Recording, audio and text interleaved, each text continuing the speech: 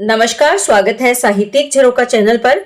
आज हम करेंगे हिंदी साहित्य व पर्यावरण, इन दोनों का आपसी संबंध क्या है, प्रकृति को हमारे साहित्य में क्या महत्व मिला है, उसके बारे में आज हम जानेंगे। तो आइए देखते हैं।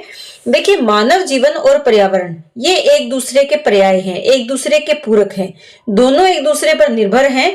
जहां मानव का अस्तित्व पर्यावरण से है, वही मानव द्वारा निरंतर किए जाने वाले पर्यावरण के विनाश से हमें भविष्य की चिंता भी सताने लगी है। हमारे प्राचीन वेद जो हैं, जैसे ऋग्वेद है, सामवेद है, यजुर्वेद है, अथर्ववेद है, सब में पर्यावरण के महत्व को दर्शाया गया है। अगर हम हिंदी साहित्य की बात करें तो यहाँ पर आदि काल से लेकर आधुनिक काल तक प्रकृति के माध्यम से पर्यावरण के प्रति जागरूक करने का प्रयास किया गया है, यानी प्रकृति का चित्रण किया है। अलग अलग स्थानों पर या विशिष्ट स्थानों पर मिलता है।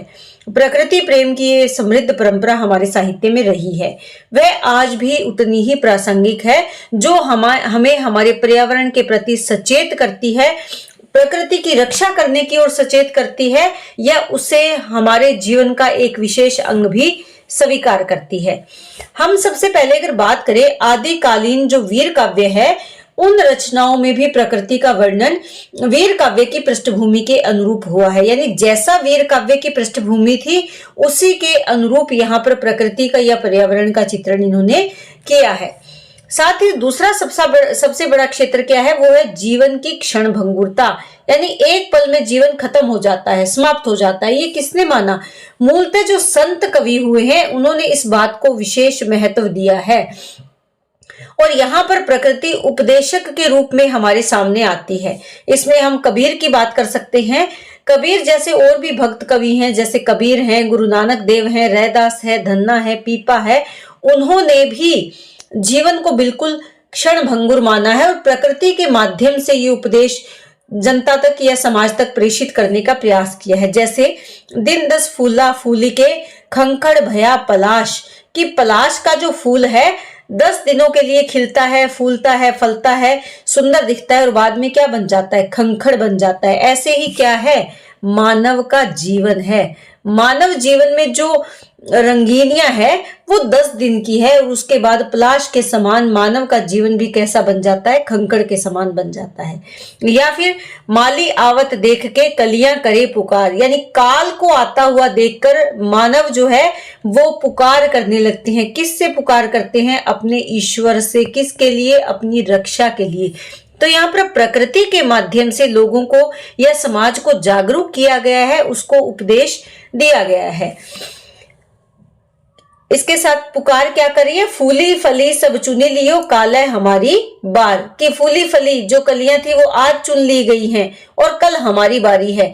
यानी हे ईश्वर, इस काल से हमें बचाओ, क्योंकि आज जो चली गई हैं उसके बाद हमारी भी इस काल के द्वारा हमें भी नष्ट कर दिया जाएगा, हम भी इस काल की ग्रास बन जाएंगी। तो यहाँ पर भाव क्या है कि एक ना एक दिन सबको इस संसार से जाना ही होगा। ये समाज को सचेत करने के लिए प्रकृति को आधार बनाकर उपदेश दिया है या जागरूक करने का प्रयास किया गया है। अब अगर बात करें तुलसीदास की या सगुण काव्य धारा की, तो यहाँ पर रामचरितमानस में सीता और लक्ष्मण को वृक्षारोपण करते हुए भी तुलसीदास जी ने दिखाया है। देखिए, राम, लक्ष्मण और सीता भारतीय हिंदू समाज के आदर्श हैं। अगर वो वृक्षारोपण कर रहे हैं प्रकृति को बचाने के लिए, पर्यावरण को बचाने के लिए, तो क्या संदेश और उपदेश दे रहे हैं? हमें भी पर्यावरण और प्रकृति की रक्षा करनी चाहिए। जैसे तुलसी तरवर विविध सुहाई, अलग अलग प्रकार के पेड़ बहुत सुंदर नजर आते हैं। कहूं कहूं सिया कहूं लखन लगाए, और वो पेड़ किसने लगाए हैं? कहीं कहीं पर माता सीता ने, और कहीं कहीं उसको किसने लगाया है? लक्ष्मण ने उनको लगाया है, और वो पेड़ बहुत ही सुंदर नजर आते हैं। तो इस प्रकार प्रकृति से जोड़ने का प्रयास, पर्यावरण को संरक्षित करने का या उसे बचाने का प्रयास हमारे कवियों ने अपने काव्य के माध्यम से, अपने हिंदी साहित्य में हमेशा ही इसको महत्व दिया है। गर्मी के मौसम की विकटता को प्रकट करने के लिए यहाँ पर बिहारी ने भी लिखा है, कहलाने एके बसत अहि मयूर मृग बाग, एक ही जगह बसते हैं। अहि यानी सांप, मयूर मोर, मृग यानी मृग कह सकते हैं, हिरन कह सकते हैं, और बाग जगत तपोवन सो कियो दीर्घ दाग निदाग। गर्मी का मौसम है, ऐसे में सब एक जगह आ गए। जब तपोवन, तपने लगा है संपूर्ण वन, इस जगत में जो वन है वो तपने लगा है। और उसने क्या कर दिया है, बड़े और छोटे के भेद से मुक्त कर दिया है। क्योंकि उसी गर्मी से बचने के लिए वहीं पर सांप आ गया है, वहीं मोर आ गया है, वहीं हिरन आ गया और वहीं बाघ आकर पानी पी रहे हैं। कारण क्या है, गर्मी बहुत अधिक है। तो यहाँ पर इन सब जीव जंतुओं के माध्यम से हमें प्रकृति से जोड़ने का प्रयास किया गया है। अगर प्रेमाख्यानक काव्य की बात करें तो इस परंपरा में रानी नागमती है, राजा रतन सेन है। इन दोनों के वियोग का चित्रण प्रकृति को आधार बनाकर ही किया गया है। और रानी नागमती को वियोग के कारण होने वाली जो असुविधाएं हैं उसका वर्णन वो करती हैं।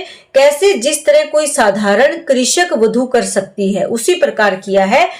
कृषक जीवन शैली और प्रकृति के साथ सहमेल को मध्यकालीन काव्य में आसानी से देखा जा सकता है। रानी नागमती कहती है, बरसात की ऋतु आ गई है, मेरा कंत यानी मेरा पति विदेश है और उसके बिना बरसात में टपकने से बचाव के लिए मेरे भवन का छप्पर कौन बनाएगा। तो यहाँ बरसात, क्योंकि 12 मासा वर्णन मिलता है, तो जो रानी नागमती और राजा रतन सेन का वियोग वर्णन है वो कौन सा वर्णन है, 12 मासा यानी 12 महीनों का, 12 मासा वर्णन है, 12 महीनों का वर्णन है। और इस 12 महीनों में जो प्रकृति में बदलाव आता है वो किसको प्रभावित करता है, रानी नागमती के व्यवहार को प्रभावित करता है। तो यहाँ पर भी प्रकृति भावों की अभिव्यक्ति के लिए उसका सहारा बनी है। अब अगर बात करें आधुनिक काल में, तो प्रकृति के सौंदर्य का उपादान क्रूर दृष्टि का शिकार होना प्रारंभ हो जाता है। यहाँ पर अगर देखें, प्रकृति हमारे लिए सहायक भी है, लेकिन बाद में क्या है, इसमें क्रूर दृष्टि का शिकार उसको बनना पड़ता है। मैथिली शरण गुप्त के साकेत में चंद्र ज्योत्सना में रात्रिकालीन वेला की प्राकृतिक छटा का मुग्धकारी वर्णन हमें दिखाता है कि इस युग के कवि भी या इस काल के कवि भी प्रकृति के प्रति कितने लगाव या जुड़ाव रखते हैं। चारों चंद्र की चंचल किरणें, सुंदर चंद्रमा की चंचल जो किरणें हैं, खेल रही थी जल थल में। स्वच्छ चांदनी बिछी हुई है अवनी और अंबर तल में। धरती और आसमान में चारों ओर क्या फैली हुई है, स्वच्छ सुंदर चंद्रमा की चांदनी पसरी हुई है, फैली हुई है। प्रकृति के साथ तालमेल और उत्प्रेरणा का शानदार उदाहरण हम आधुनिक काल के हिंदी साहित्य में देख सकते हैं, और वो कौन सा है, छायावादी काव्य है। देखिए, छायावाद और प्रकृति तो एक ही सिक्के के दो पहलू हैं, हम इनको अलग कर ही नहीं सकते।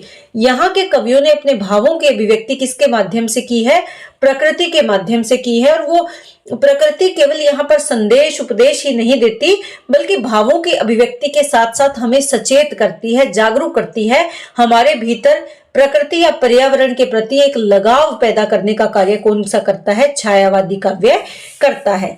यहाँ प्रकृति सिर्फ लुभाती नहीं है, वह हमें प्रसन्नता देती है और सुख दुख की साथीन भर नहीं, बल्कि वो हमारे लिए प्रेरणा है और बंधन से मुक्ति है। ध्यान रखना चाहिए कि यह 1930 के दौर का भारत है।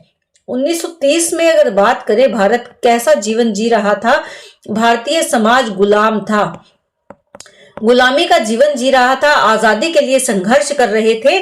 ऐसे में जो औपनिवेशिक गुलामी है उसके बंधन से छटपटाता हुआ हमारा भारतीय समाज है। ऐसे में प्रकृति की उन्मुक्तता, बंधनहीनता, आत्मीयता, निराशापूर्ण वातावरण में आशा और उत्फुल्लता का संचार करती है। मनुष्य को अपने बंधनों से मुक्त होकर स्वतंत्र भाव से जीने की प्रेरणा इस दौर के रचनाकारों को प्रकृति से मिली। इन रचनाकारों के यहाँ प्रकृति को एक नया रूप मिला। वह प्रकृति तो थी ही, इसके साथ साथ मानवी भी बनी। प्रकृति के साथ साथ यहाँ प्रकृति का चित्रण किस रूप में किया गया, मानव रूप में या मानवी रूप में, क्योंकि प्रकृति का मानवीकरण किया जाने लगा। कहां पर, छायावाद में। सबसे पहले छायावाद और प्रकृति के इस निराले संबंध की पहचान किससे मिली, महादेवी वर्मा से मिली।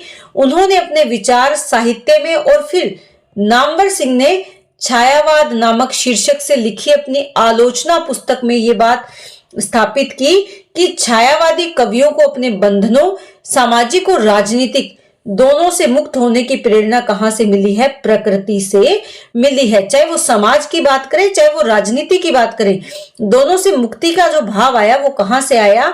प्रकृति से आया। छायावाद और राष्ट्रीय स्वाधीनता संग्राम के बीच का संबंध सेतु भी क्या है? प्रकृति ही है। कामायनी की अगर बात करें तो जयशंकर प्रसाद की चिंता प्रकृति और मनुष्य समाज के बीच का बढ़ता अपरिचय और असंतुलन है। इसका कारण प्रसाद ने आधुनिक पूंजीवादी सभ्यता के लालच को ठहराया है, जीने के लिए जरूरी चीजों से ज्यादा प्रकृति के पास है, लेकिन मनुष्य के द्वारा लालची प्रवृत्ति का हो जाना, और इसीलिए प्रकृति क्या है? मनुष्य के लिए लालच और मुनाफे के लिए प्रकृति के पास कुछ भी नहीं है। जीने के लिए प्रकृति के पास सारी चीजें हमें मिलेगी, लेकिन अगर मानव लालची हो जाएगा तो प्रकृति हमें कुछ भी नहीं देगी। क्या देगी? केवल विनाशकारी हमारे लिए सिद्ध होगी। लालच और असंतुलित होकर प्रकृति क्रुद्ध रूप धारण करती है और फिर क्या होता है? सब कुछ नष्ट हो जाता है। अगर हम कामायनी को पढ़ते हैं, वहां पर जो भाव है, चिंता का जो भाव है, लज्जा का भाव है, लेकिन जब हम आनंद सर्ग करते हैं तो वहां पर प्रकृति हमें समन्वय स्थापित करना सिखाती है, तालमेल स्थापित करना सिखाती है। किसमें? समाज में, मानव में, भाईचारे की बात करती है, विश्व बंधुत्व की बात करती है। कौन? प्रकृति। उसके बाद अगर देखें, कामायनी संभवतः पहली रचना है जिसमें प्रकृति और पर्यावरण को अलग अलग करके देखा गया है और पर्यावरण असंतुलन की समस्या पर भी विचार किया गया है। कथा में प्राकृतिक घटनाओं के अबूझ रहस्यों को प्रस्तुत करने का इन दिनों अंग्रेजी साहित्य में जो चलन था, इससे बहुत पहले सन 1936 में कामायनी में प्रसाद ने पूरा कथा का सहारा लेकर सृष्टि के विनाश की कहानी कही है। पूरा कथा कौन सी? जिसमें मनु और श्रद्धा की कहानी है, उसको हम पहले से जानते हैं, लेकिन कामायनी में जयशंकर प्रसाद ने उसे नए रूप में प्रस्तुत किया और ये सृष्टि किस प्रकार विनाश की ओर जा रही है, ये दिखाने का प्रयास किया है। इस कृति में प्रकृति के मोहक और विकराल दोनों रूप हैं। इसके अलावा भी प्रकृति विविध रूपों में मौजूद है। जयशंकर प्रसाद की कुछ पंक्तियां हैं जिसमें प्रकृति का असंतुलित दोहन दिखाई देता है। प्रकृति रही दुर्जय पराजित, हम सब थे भूले मद में। मद यानी अहंकार में। भोले थे, हाँ तिरते केवल सब विलासिता के नद में। हम भोले थे, तैर रहे थे किसमें? भोग विलास की नदी में तैरते हुए जा रहे थे। वे सब डूबे डूबा उनका विभव बन गया पारावार। उमड़ रहा है देव सुखों पर दुख जलधि का नाद अपार। देव सुख कौन से? क्योंकि देव जाति यहाँ विनाश की ओर चली गई। कारण क्या था? महाप्रलय हुई, सब डूब गए उस पारावार में। वो जो पानी का बहुत बड़ा सैलाब आया, वो उस पारावार में सब जो देव जाति है वो डूब गई। क्यों डूब गई? क्योंकि वो सब देव जो जन थे वो भोग विलास और सुखों में ही डूबे रहे, और अब चारों ओर जलधि यानी महासागर का नाद यानी स्वर अपार था, गूंज रहा था। और वो कैसा था? दुख से भरा हुआ। ऐसे लगता था वो समुद्र दुख से भरा हुआ है, यानी समुद्र दुख से भरे हुए समुद्र का जो आवाज है, ध्वनि है, वो भयंकर नाद चारों ओर प्रकृति में व्याप्त था। और ये किसके कारण है?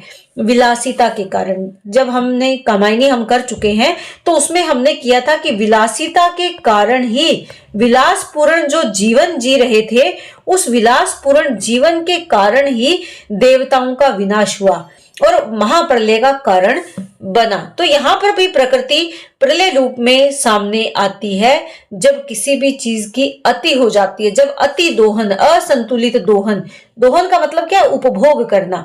जब हम एक संतुलित तरीके से नहीं बल्कि असंतुलित तरीके से, जैसे अगर हम पेड़ काट रहे हैं तो पेड़ काटते ही चले जाएं, ऐसा नहीं है कि एक काटा तो चार लगाए, ये भाव नहीं, बल्कि हम काटते चले जाएं, केवल अपना सुख देखें, अपने वंशजों का, अपने आने वाली पीढ़ी के बारे में ना सोचे। तो वो क्या है? उसका दोहन है, उपभोग है, और वो विनाश का कारण बनता है। छायावाद के महत्वपूर्ण कवि सुमित्रा नंदन पंत की अगर बात करें तो इन्हें प्रकृति के सुकुमार कवि के रूप में जाना जाता है। सूर्यकांत त्रिपाठी निराला ने स्वयं को बसंत का अग्रदूत कहा है। महादेवी पथ के साथी के रूप में सोना हिरनी है, गिल्लू गिलहरी है, इनको अमर कर गई। साथ ही जब भारतीय स्त्रियों की सामाजिक, सांस्कृतिक और राजनीतिक स्थिति का विवेचन करने बैठी तो प्रकृति की बंधनहीनता और उन्मुक्त छवि से प्रेरित भी हुई। सन 1942 में जब पुस्तक छपी तो नाम क्या दिया गया? श्रृंखला की कड़ियां। माखनलाल चतुर्वेदी की अगर बात करें तो इन्होंने अपनी प्रसिद्ध कविता का नाम क्या रखा? कैदी और कोकिला। इस कविता में कोकिला के बंधनहीन उन्मुक्त जीवन से ब्रिटिश साम्राज्य में भारतीय कैदी की दशा की तुलना की गई है। एक तरफ कोकिला है और दूसरी तरफ कौन है? भारतीय कैदी है। दोनों में तुलना की गई है कैदी और कोकिला नामक काव्य के माध्यम से। तो यहाँ पर भी प्रकृति प्रभावशाली तरीके से प्रस्तुत की गई है।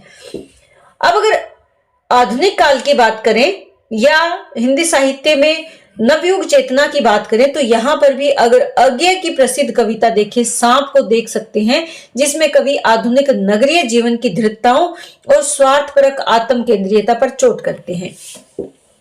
जैसे सांप तुम सभ्य तो हुए नहीं, नगर में बसना भी तुम्हें नहीं आया। तो यहाँ सांप क्या है? प्रतीकात्मक है उस मानव का जो कौन सा है? स्वार्थी हो गया है, आत्म केंद्रित हो गया है। उस मानव को क्या कहकर संबोधित किया है? सांप कहकर संबोधित किया है। तो प्रतीक रूप में प्रकृति का सहारा लेते हुए नजर आते हैं। इसके साथ साथ अगर हम देखें नागार्जुन की रचना, जिसमें वरुण के बेटे हैं, सर्वेश्वर की रचना है कुआनो नदी, सर्वेश्वर दयाल सक्सेना की रचना है भेड़िया, चंद्रकांत देवताले की रचना है नासिरा शर्मा की कुइयां जान, काशीनाथ सिंह का जंगल जातकम, रतनेश्वर कुमार सिंह की एक लड़की, पानी पानी और रेखना मेरी जान, ये पर्यावरण के संबंध में लिखी गई रचनाएं हैं। इसमें अगर हम बात करें काशीनाथ सिंह की तो इनकी कहानी है, कहानी का नाम क्या है? जंगल जातकम। ये पर्यावरण पर आधारित कहानी है। इसमें पर्यावरण को बचाने के लिए एक अच्छी कोशिश कही जा सकती है। जिस परिवेश में बैठकर लेखक ने कहानी की रचना की है वह चिपको आंदोलन के आसपास का समय है। लेखक ने समय की मांग को संवेदनात्मक धरातल पर प्रस्तुत किया है। जंगल का मानवीकरण करते हुए लेखक ने बरगद, बांस, पीपल सभी वृक्षों की भूमिका को भी सही दिशा दी है। तो इस प्रकार हम देखते हैं कि वैदिक साहित्य से लेकर आदिकाल, मध्यकाल या भक्ति काल की बात करें, उसके बाद रीतिकाल में प्रकृति को बहुत महत्व दिया गया। रीतिकाल के बाद जब आधुनिक काल आता है तो यहाँ पर तो बहुत सी ऐसी चीजें हैं जो प्रकृति के माध्यम से ही अभिव्यक्त हुई हैं। प्रकृति जो हमें सचेत करती है, हमारे जीवन के प्रति सचेत करती है, पर्यावरण के प्रति सचेत करती है, या हम प्रकृति का किस प्रकार अति दोहन कर रहे हैं उसके प्रति कवियों ने हमें सचेत किया है। तो इस तरह से हम कह सकते हैं, निष्कर्ष रूप में हम कह सकते हैं कि हिंदी साहित्य की प्रारंभिक अवस्था से लेकर वर्तमान समय तक प्रकृति काव्य में भावों की अभिव्यक्ति का विशेष माध्यम रही है, जिसके माध्यम से हम अपने भावों की अभिव्यक्ति करते हैं। उस प्रकृति या उस पर्यावरण को बचाने के लिए जो लेखक हैं, कवि हैं, वो हमेशा संवेदनशील रहे हैं और उन्होंने इस भाव को विशेषतः अपने काव्य या अपने लेखन में स्थान भी दिया है कि किस प्रकार प्रकृति को बचाया जाए, प्रकृति हमारे लिए कितना आवश्यक है या प्रकृति से हमारा जीवन किस प्रकार जुड़ा हुआ है। प्रकृति को भावों की अभिव्यक्ति बनाया है। यहाँ पर प्रकृति का अगर हम देखें तो आलंबन और उद्दीपन दो तरह से, आलंबन और उद्दीपन दो रूपों में विशेष तौर पर प्रकृति चित्रण में इनका प्रयोग किया है। लेकिन छायावाद में आकर वो प्रकृति, जैसे मैंने आपको कहा कि मानवीय भी हो गई, तो क्या है, मानवीकरण भी किया जाने लगा प्रकृति के माध्यम से।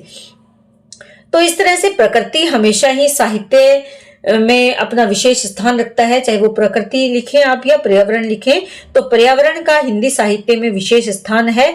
प्रारंभिक अवस्था से लेकर वर्तमान समय तक कवि इसके प्रति सचेत और जागरूक रहे हैं और समाज को जागरूक करने का उन्होंने प्रयास भी किया है। तो उम्मीद करती हूँ कि प्रश्न आपको बहुत अच्छे से समझ आया होगा। बहुत बहुत धन्यवाद।